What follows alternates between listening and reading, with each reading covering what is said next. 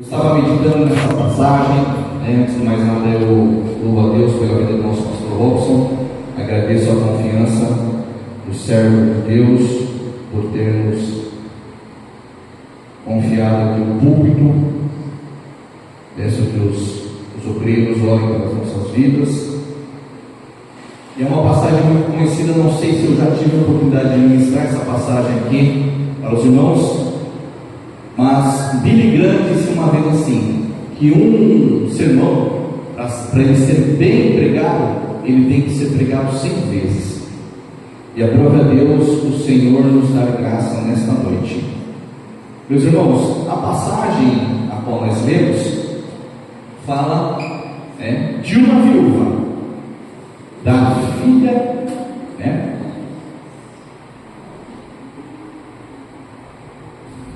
uma viúva, e o teu marido, ele era um dos servos de Eliseu, dos profetas, e chega a morte na vida da família dela. E quando esse problema alcança a vida dela, ela toma uma atitude. Qual atitude, meu irmão Alberto? Ela vai levar o seu problema para quem ela crê que poderia resolver. Ela não foi levar o seu problema para o vizinho, para um amigo de trabalho, para um colega de faculdade, porque muitas das vezes nós devemos ser diligentes e prudentes para quem a gente confidencia os problemas a qual nós estamos passando. E ela correu até o profeta Eliseu e falou: meu marido, teu servo, morreu. Ela falou: estou com um problema. E ela falou: tu sabes que o teu servo temia ao Senhor. Ou seja, em miúdos, o teu servo era crente. O teu servo, além de ele estar na IBD, ele também estava no culto à noite. Além de ele estar na IBD, no culto à noite, ele também estava na oração. O meu marido, o meu servo, além de estar na oração, também estava no culto de doutrina. O meu servo, o teu servo, meu marido, além de estar no culto de doutrina, à noite, na oração, ele também estava nas quartas-feiras também. Ou seja, ele era um homem que estudava a palavra, mas também estava nos cultos. Ele também ajudava também na obra. Ele também ajudava na igreja.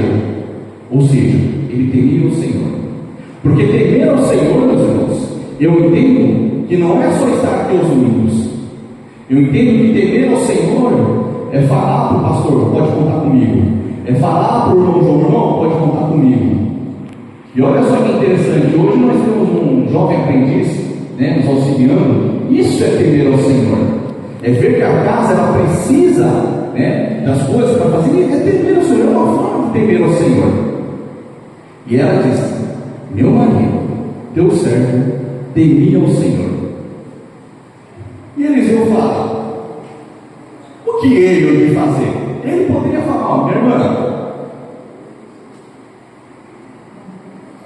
eu vou orar aqui e vamos esperar a Deus fazer a obra na tua vida. Ele poderia, porque para os dias de hoje é o que a gente faz. Chega para os homens de Deus, os obreiros da casa do Senhor, obreiros de povo, presbítero, evangelista e o pastor. O pastor do povo, ele fala: eu vou orar por você e vamos esperar o que vai acontecer. Porque nós bem entendemos que o nosso desejo é que Deus ele opere milagres, porém vai da vontade do Senhor, porque nem sempre o Senhor vai operar o milagre. Por quê? Porque Ele é Deus, e nós devemos entender que nós somos criaturas do Senhor. E aí ela falou, ele falou: o que você quer que eu faça? Só que ele também não esperou que ela respondesse, ela não falou: não, eu quero que você me ajude com algum dinheiro. Olha, ele falou: o que você quer que eu faça? Aí ele já vem com outra pergunta: declara a mim, ou declara-me o que você tem em casa. E ela diz: tua serva não tem nada em casa senão uma botija de azeite. Meus irmãos, essa mulher ela estava numa situação que ela, como ela mesma, ela não tem nada em casa. Eu não tenho um sofá. Está trazendo para os dias de hoje, eu não tenho um sofá, eu não tenho uma cama, eu não tenho uma TV, eu não tenho nada. Porque ela estava com uma dívida que o credor teria que levar os dois filhos como servos, como escravos também, se nós bem assim entendermos, para pagar a dívida que o pai deles deixou. Um servo de Deus deixou como assim, puxa vida, irmão, mas um servo de Deus sim. Aqui eu vejo homens e mulheres de Deus, amém? Mas quem tem dívida? Todos nós temos as nossas dívidas. Só que para os dias de hoje, meus irmãos, se nós morrermos, algumas dívidas, elas vão embora. Teve um caso, meu pai quando morreu, ele deixou aqui, eu acho que na Marisa, eu fui lá e falei, ó, meu pai morreu, eu falei, cadê o atestado de óbito? Ele está aqui. Ela falou, aqui está. Só que naquela época, e na época de vocês, e antes de Jesus, o povo não vivia na graça, vivia na lei, e a lei era essa. A lei dizia: se você tiver uma dívida que você não conseguir pagar, seus filhos vão ser escravos, vão ser servos. E o marido deixou uma grande dívida, tanto que era grande, que os dois filhos dela seriam levados. E ela falou: não tem nada. Eu fiquei pensando, meu Deus, por que ela não tinha nada? De uma, duas, três. Ou ele era aquele marido que nunca quis investir na sua casa, nunca quis dar um conforto para a tua família, nunca quis comprar trazendo para os dias de hoje, um sofazinho gostoso, uma televisão grande, né? Trazer conforto para a família. E eu entendo que nós, como maridos, nós devemos, em vida, né, proporcionarmos conforto para os nossos, né, para a nossa esposa, para os nossos filhos. E ela falou: não tem nada. Ou seja, ele era um marido que não pensava no conforto da família, ou se tinha alguma coisa, ainda em vida vendeu para ir salvando dívidas. Meu irmão Roberto vendeu? Sim, meus irmãos. Na minha adolescência, ou os anos dos 15 anos, meus irmãos, quantas vezes eu chegava na escola, corria lá para o quarto dos meus pais, onde ficava a TV, chegava, cadê a TV? A TV não está aqui? Aí minha mãe fala: seu pai vendeu, para quê? Para pagar a dívida. Quantas vezes, meus irmãos? E para os dias de hoje, meu irmão, eu estava pensando, não é feio. Se você tiver uma dívida e você não poder saldar, você vender algo. Nos Estados Unidos isso é muito comum, e eu sei que os meus irmãos sabem disso. Quando a pessoa ela quer levantar algum dinheiro, fazer um bazar, né, na sua garagem ou no seu quintal, pega lá alguma coisa que ela vê que ela não usa, tem coisa de cassete, colocar um aqui para vender. É muito comum isso, né? Povo americano. Quantos jovens também colocam lá na frente lá da sua casa uma banquinha de limonada? Eles irmãos já viram isso? Limonada lá, e quem passa vendendo aqui por quê? Para tentar levantar o dinheiro.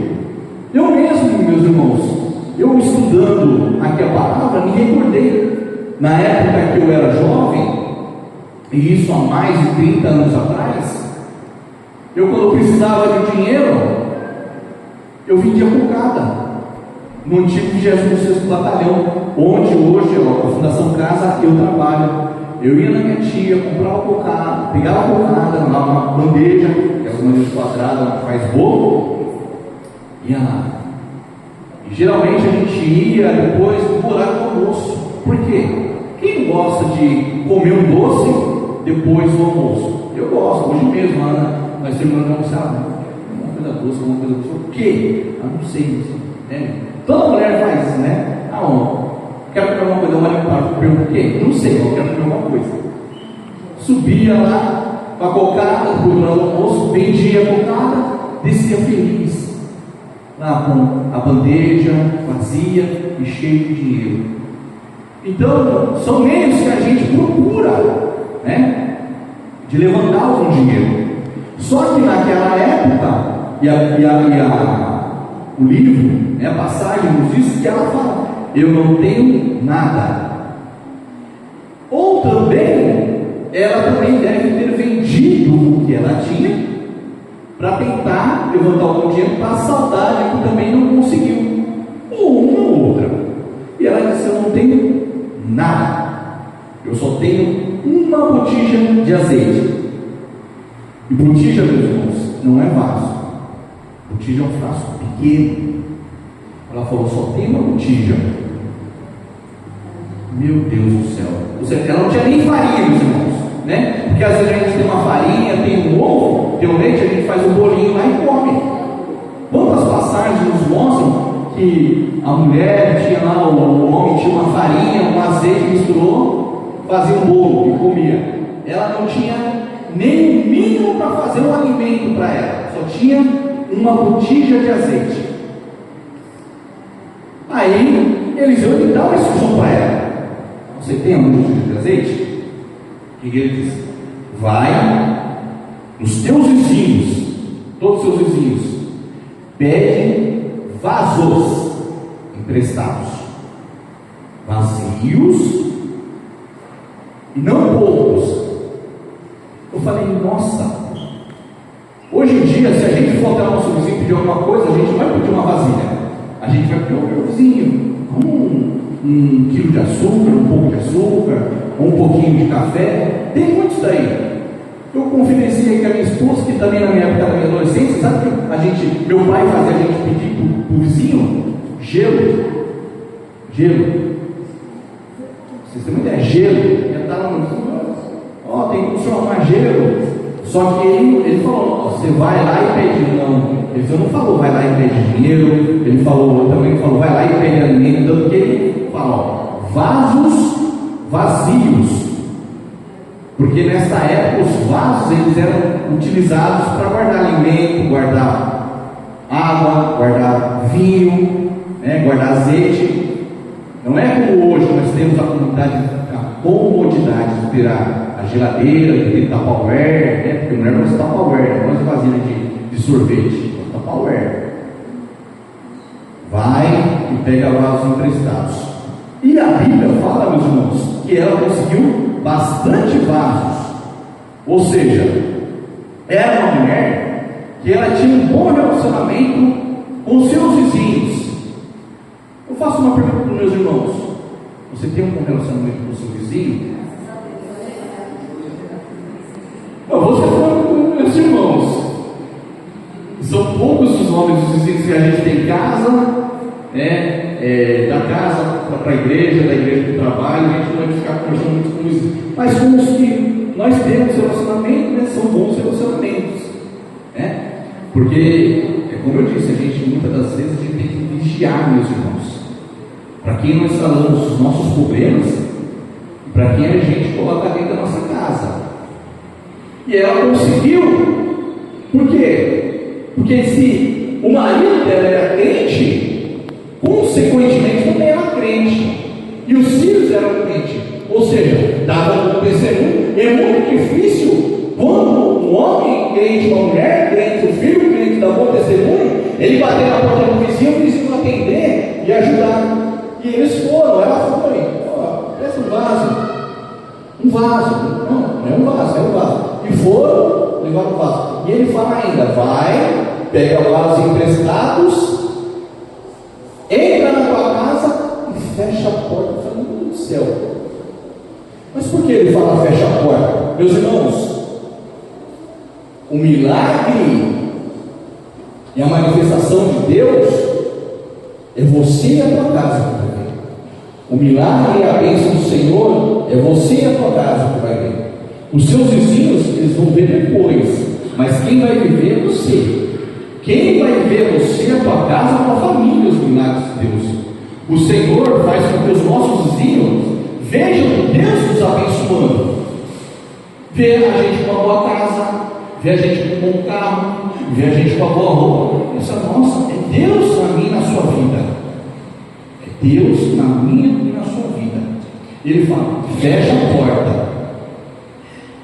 E aí eu falei: e agora? Aí o que ele diz? Pega os vasos pega a botija de azeite e enche os vasos. Mas olha só o que Deus ele faz. Ele faz o inverso. Porque o que seria, né, óbvio ser feito? Pegar um vaso e encher a botija. Por quê? No vaso não é o recipiente maior? É. Então, só que Deus ele faz o recipiente menor encher o maior. Vocês estão entendendo? Deus ele usa o recipiente menor encher o maior, meus irmãos. Deus ele faz o menor encher o maior. O menor encher o maior. E aí ela pega e fala: traz o primeiro vaso aí. Fé, meus irmãos, isso é fé. Porque ela poderia falar: Eliseu está louco? Eliseu está louco? Não, vai lá, pega a botija e enche os vasos. E ela começa a encher, derrubando, enchendo, e não acabava. Encheu um vaso, traz outro, e o vaso não acabava, não acabava, enchia, traz outro, e a botija, azeite, enchia, coloca outro, traz outro, enchia, e o vaso não acabava, meu irmão, enchia, traz outro, enchia. A palavra diz: vasos não poucos. A Bíblia não fala que foi um, foi dois, foi três, foi quatro. Vasos não poucos. Enchia, coloca então, pai, enchia. Aí ela traz outro. Mãe, acabou o quê? Enchemos todos, né? Enchemos todos, mãe.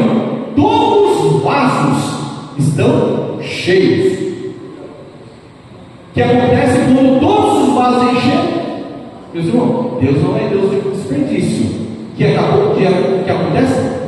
Aí cessou o azeite. Todos os vasos que ela colocou dentro da casa dela, vazios, estavam cheios. A despensa dela estava vazia, agora se encontra cheia. Aí ela fala: encheu? O que eu vou fazer? Vou procurar o profeta. Eliseu, está tudo cheio, tá? E agora, Eliseu, o que eu faço? Vai, pega, vende, paga a tua dívida e vive do resto. Mas, irmão, pegar o azeite e vender? Sim, meus irmãos. Hoje em dia, o que a gente faz com o azeite?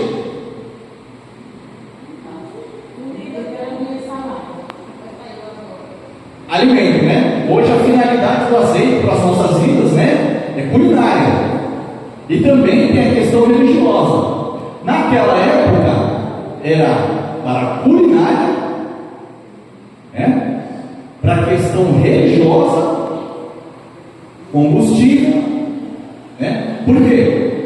Antigamente não existia luz, né? A luz elétrica, não existia vela. Então o que eles faziam? Pegavam uma espécie de pavio, e eu já fiz um teste na minha casa, colocava na lamparina, né? Colocava, tacava fogo na parte seca, e o azeite sustentava aquela chama. Sustentava. O Alberto, vai lá nas 10 virgens, o que faltou para elas? Azeite. E também naquela época também o azeite servia como remédio. Sim, ele era usado como uma questão para tratar feridas. Se nós formos ali na passagem do bom samaritano, é uma passagem muito conhecida da nossa igreja, o bom samaritano ele pega o rapaz lá e ele derrama azeite na ferida dele. Então tinha a questão medicinal, a questão culinária e a questão também de combustível, ou seja, o azeite ele tinha muitas finalidades. Ou seja, está caro, né? Hoje já está caro. Está caro o azeite, a gente compra, porque não dá para ficar sem azeite. Só que também a gente não compra a quantidade que a gente comprava há um ano atrás, né, 2 anos atrás, do governo do amor, né? Hoje em dia está caro. Então a gente compra azeite e compra aquele óleo misto, né? Então azeite, para usar azeite não dá, óleo visto aqui. Então, imagina naquela época como era caro. Tanto que ela vende, e ele fala assim: paga a sua dívida, e uma dívida alta, meus irmãos. E o que mais? Vive do resto. O que os irmãos não entendem de viver do resto? Viver do resto não precisa mais trabalhar. Imagina a gente ter uma renda, o pastor Antônio Rodrigues. É que o senhor já é aposentado, né? O senhor já está tranquilo, o senhor já está, como falam, bom na sombra, o senhor está aposentado. Mas o senhor, pastor, pensou que o senhor não precisa mais trabalhar hoje? Não, só vou dedicar. Por quê? Porque eu tenho uma conta bancária gorda, eu não preciso mais trabalhar. Vivo, né, da minha renda, que está lá rendendo, né, juros. E foi isso que aconteceu. O profeta falou: vai, paga a sua dívida e vive do resto. Meus irmãos, pensou? Você não se preocupar mais em dinheiro?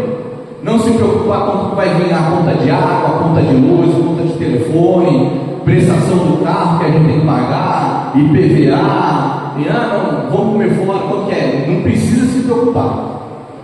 Não precisa se preocupar. Por quê? A gente não precisa mais se preocupar com dinheiro. Não é verdade? E foi isso que aconteceu com essa mulher. Em um momento ela estava sem nada, com uma dívida muito alta, onde seus 2 filhos iam ser levados, e num outro momento, aqueles filhos que poderiam ser levados como escravos, falaram: a gente já não precisa mais se preocupar com dinheiro. Sabe o que é isso, meus irmãos? É o Deus do de repente. Eu aprendi essa palavra com minha esposa: Deus do de repente. O que é o Deus do de repente, meus irmãos? É quando você acha que não tem mais saída, quando Deus está em silêncio e Ele muda a situação. Ele muda a situação. Meu irmão Roberto, o ano de 2025 começou com dívida para mim, também começou para mim, meus irmãos. Começou para todos nós que temos casa, né, o IPTU, carro, IPVA, licenciamento, agora voltou o DPVAT. Mas, meus irmãos, minhas irmãs, entendeu? Deus é Deus de repente e é Deus do milagre. Basta nós sermos fiéis a Deus como Ele era. Aí ele fala: meu marido era teu servo e temia o Senhor. Temia. Então, nesta noite, meus irmãos, noite de quinta-feira, noite do dia 9, eu posso dizer para os irmãos, com propriedade, que nós servimos ao Deus do impossível, ao Deus do de repente, que Ele pode mudar situações. Mudar cativeiros. Esses dias foi quando o nosso presbítero Lucas ele pregou, né? O presbítero Lucas é uma bênção. Eu sempre falo: meu Deus do céu, porque tem alguns irmãos, né, que só pregam bênção, outros só pregam coisa. Meus irmãos, quando a gente vai entregar uma palavra, não é nossa, é de Deus. Ah, mas aquele irmão só entrega a correção, só entrega a chicote. Irmão, né? Ele está sendo obediente a Deus. Ah, o irmão só fala de porta aberta. Meu irmão, é Deus que está mandando ele entregar, e ele tem que entregar. Porque se a gente não entregar o que Deus está mandando, a gente paga o preço. Meus irmãos, hoje é dia 9 de janeiro. Eu tenho esperado uma bênção da parte do Senhor. Tenho. Eu também sei que os meus irmãos também têm esperado uma bênção da parte do Senhor. Salmo 40 nos instrui ao quê? A esperar com paciência no Senhor. Só que muitas das vezes a gente vai lá para o 70 e diz o quê? Apressa-te, Senhor. Mas como o nosso irmão Douglas disse, é o tempo de Deus. É o tempo de Deus. Nós temos que entender que o Senhor, Ele não perdeu o controle. Ele não perdeu. Da minha e da sua vida, Ele não perdeu o controle. Tem coisas que nós queríamos que acontecesse no ano passado, só que não aconteceu. Nós já chegamos no ano de 2025. O que nós devemos continuar? É estar na presença do Senhor, e clamando, fazer que nem aquela viúva ia lá na porta do juiz, me atende. Não falar, não me respondeu, eu já não vou mais. Tem, meu irmão, ó, Senhor, até ele se levantar do seu trono celestial, eu vou abençoar, vou entregar mesmo, porque ele não para de me clamar. Por quê? Nós clamamos porque nós entendemos que nós somos dependentes da graça e da misericórdia de Jesus Cristo, da graça e da misericórdia de Deus. E meus irmãos, aquele que quer que os seus celeiros eles sejam abençoados, porque eu sei que os irmãos são abençoados, porque eu sempre falo, não que Deus te abençoe, mas que Deus continue te abençoando. Sabe por quê? Porque você e eu, meus irmãos, nós somos abençoados. Somos abençoados. Somos. Meu irmão, meu irmão, olha para o lado e às vezes você vai ver que seu irmão ou a sua irmã pode estar numa situação pior que a sua. Então eu sempre falo, motivos nós temos muitos para agradecer ao Senhor. Então que nós possamos viver o que essa mulher ela viveu, o de repente e o milagre de Deus para mim e para a sua vida. E com a permissão do nosso pastor, eu peço, meus irmãos, vamos fazer uma breve oração. Quem crê que Deus ele pode derramar a bênção do Senhor para a sua vida? Olha só, Malaquias 3,10 diz assim: além de nós entregarmos, fazei prova de mim, para que eu possa abrir as janelas do céu. Eu quero que o Senhor abra as janelas do céu para a minha vida. Eu quero.